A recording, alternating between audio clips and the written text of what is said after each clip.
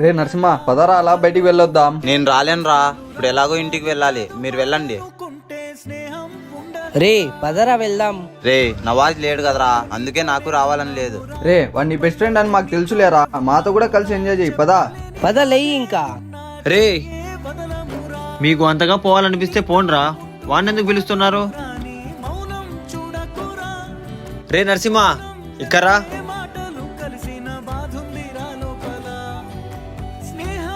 నేను ఎప్పుడైనా రానప్పుడు వాళ్ళతో కలిసి ఉండకురా, వాళ్ళు 24 గంటలు తాగిన మత్తులో ఉంటారు.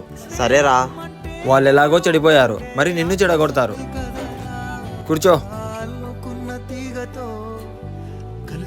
ఒక మాట అయితే నిజం రా, ఆ దేవుడు నాకు సొంత అన్ననివ్వడం మర్చిపోయాడు అనుకుంటా, అందుకే బెస్ట్ ఫ్రెండ్ రూపంలో నిన్ను పంపించాడు.